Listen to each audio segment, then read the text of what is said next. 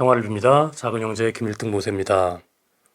오늘부터는 프란츠 칸 경제라는 다소 생소한 주제로 여러분들과 나눔을 가지고자 합니다. 총 10개의 나눔이 예정되어 있고 오늘은 그 첫 번째 시간입니다. 프란츠 칸 경제라는 주제에 관해서 본격적으로 나눔을 시작하기 전에 우선 이 경제라는 단어의 제대로 된 의미부터 살펴보고자 합니다.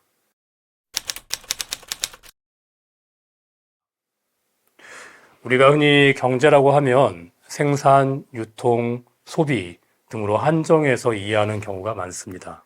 또는 생계활동 등으로 축소해서 이해하는 경우도 많습니다. 그러나 경제라는 단어는 우리가 일상적으로 생각하고 체험하는 의미보다 훨씬 더 크고 깊은 의미가 있습니다. 그래서 일단 경제라는 단어의 정의부터 새롭게 혹은 제대로 확인하고자 합니다. 우리말로 경제라는 단어는 경세재민이라는 한자 단어의 줄임말입니다. 경세재민의 본래 뜻은 세상과 나라를 다스리고 백성을 구제한다입니다.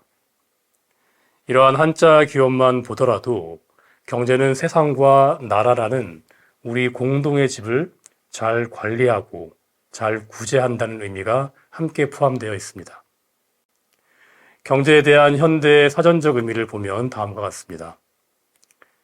인간의 공동생활을 유지 발전시키기 위하여 필요한 물질적 재화와 서비스의 생산, 유통, 소비활동 또는 그것을 통해서 형성되는 사회적 관계라고 정의합니다.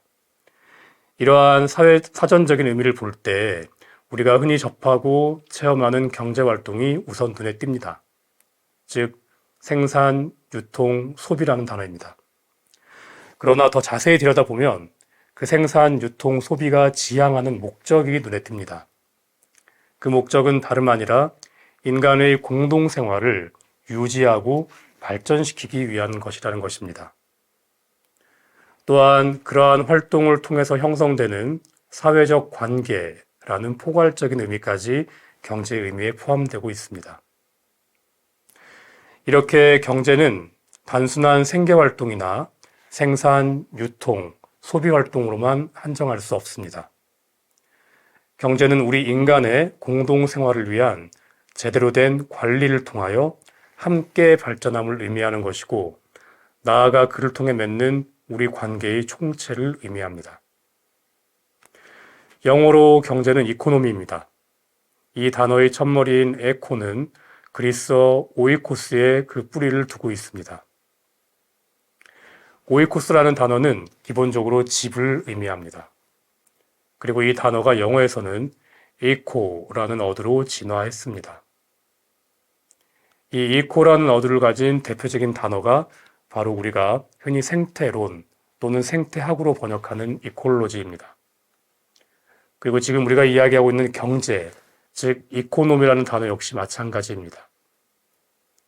생태론을 뜻하는 이콜로지는 어원적으로 보자면 오이콜로기아, 즉 집에 관한 진실 또는 집에 관한 학문으로 이해할 수 있습니다. 즉 이콜로지는 우리가 살고 있는 이 집이란 무엇인가에 관한 질문인 것입니다.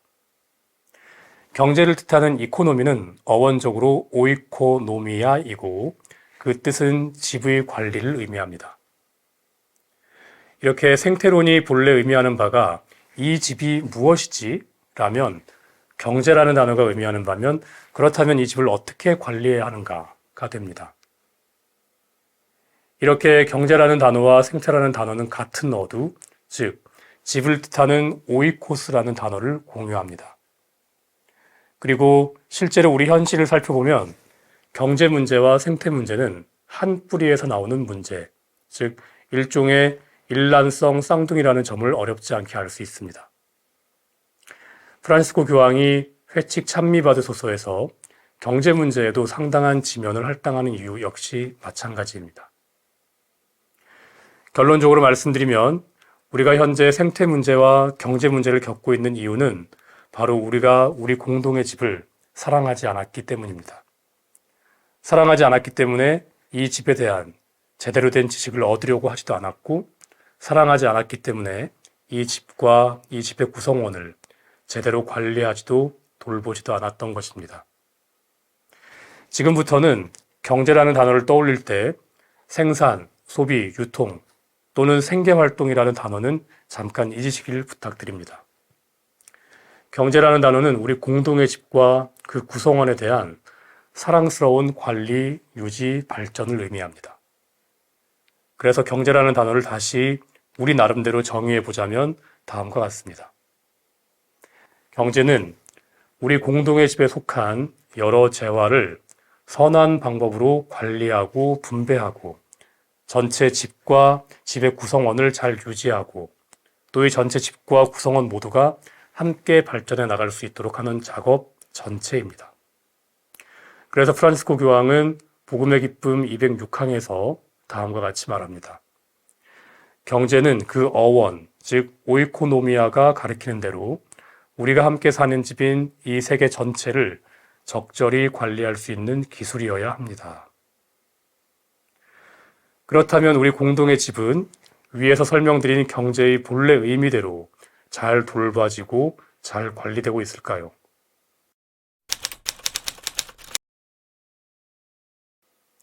우선 긍정적인 부분부터 살펴보겠습니다. 동구권이 체제의 성격을 바꾼 1989년 이후 거의 모든 국가가 시장경제 원리로 전환했습니다.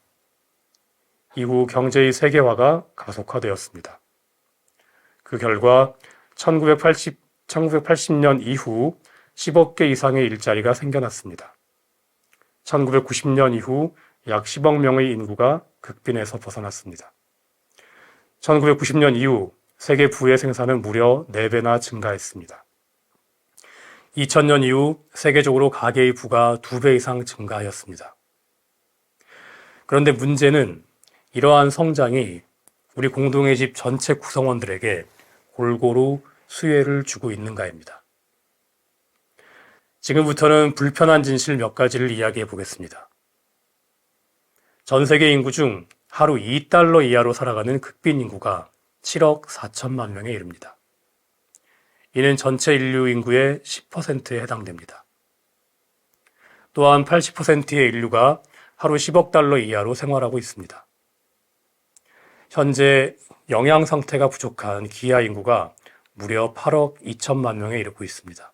심지어 이 기아 인구 숫자가 매년 늘어납니다. 현재 인류는 1년에 150억 명을 먹일 수 있는 식량을 생산하고 있습니다. 그런데 인류의 인구수는 80억에도 못 미치고 있습니다. 그렇다면 이론적으로 그 누구도 영양 부족 상태에 있어서는 안 됩니다. 경제가 경제를 못하고 있습니다. 즉, 우리 집의 관리가 제대로 되고 있지 않은 것이며 이 집의 구성원이 돌봄을 받고 있지 못한 것입니다. 조금 더 살펴보겠습니다.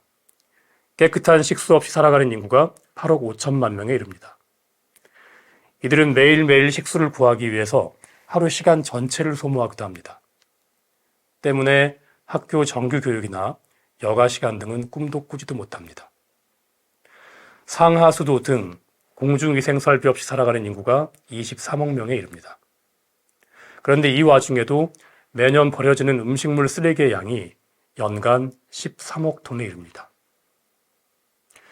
1990년 이후에 인류가 이루어낸 성장을 본다면 무언가 아주 잘못되었습니다. 우리나라의 현실을 보겠습니다.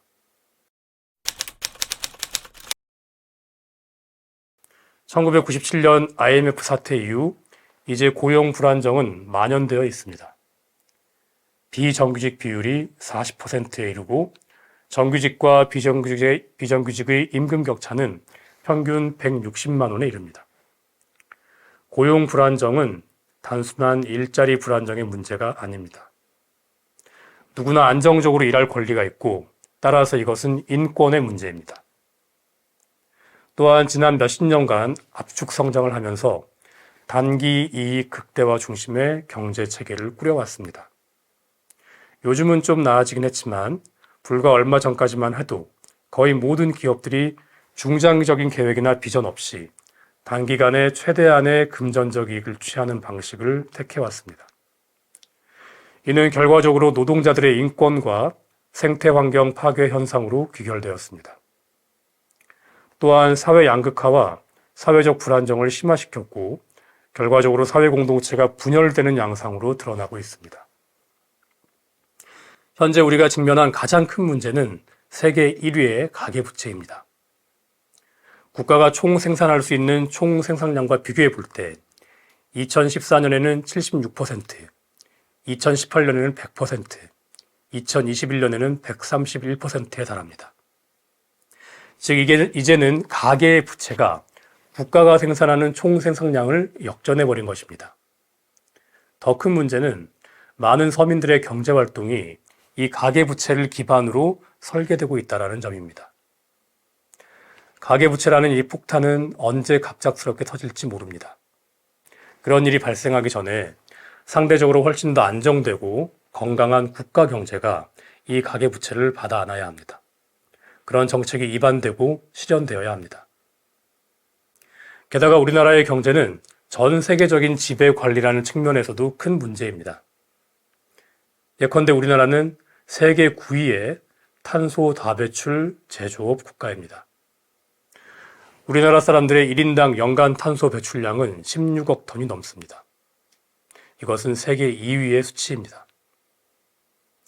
전 세계인들의 평균적인 탄소 배출량은 7.5억 톤입니다. 또한 우리나라 사람들의 경제생활 방식이 남기는 생태 발자국은 세계 3위 수준입니다.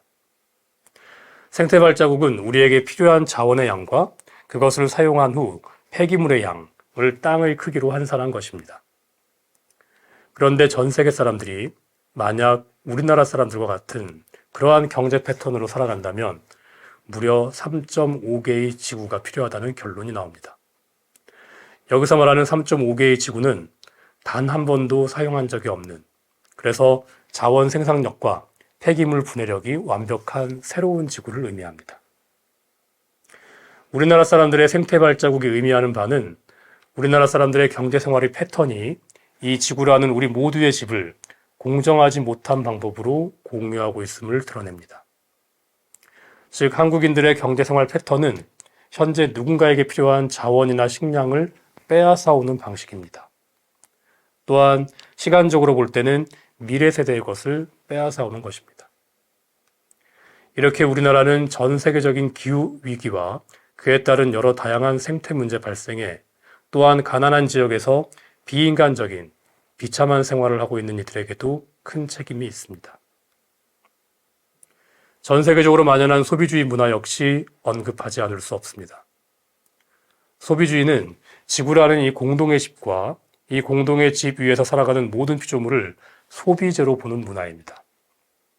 또한 내가 구매할 수 있는 것과 내 자신의 가치를 동일하게 보는 사고방식입니다. 즉 내가 100만 원짜리를 구매할 수 있다면 나는 100만 원짜리 사람인 것이고 저 사람이 10만 원짜리만 구매할 수 있다면 저 사람은 10만 원짜리 사람인 것입니다. 이러한 시각은 우리의 이웃 형제 자매들과 피조물에게까지도 확장되었습니다. 그래서 인간마저도 소비재로 격화시키고 효용이나 이윤 획득 가능성에 따라서 인간을 분류하고 쓸모없는 이들을 폐기 처분합니다. 그래서 프란시스코 교황은 복음의 기쁨 53항에서 이러한 현실을 통탄하면서 다음과 같이 말합니다. 인간을 사용하다가 그냥 버리는 소모품처럼 여기고 있는 것입니다. 우리는 버리는 문화를 만들어 왔고 지금도 확산되고 있습니다. 그들은 착취된 이들이 아니라 쫓겨난 이들, 버려진 사람들입니다. 오늘은 이렇게 경제라는 단어의 본래 의미와 현대의 불편한 진실을 살펴보는 선에서 마무리하겠습니다. 다음 시간에는 이러한 현실에 현재 교회와 또 경제학계가 어떻게 대응하는지에 관하여 간략히 살펴보도록 하겠습니다. 감사합니다.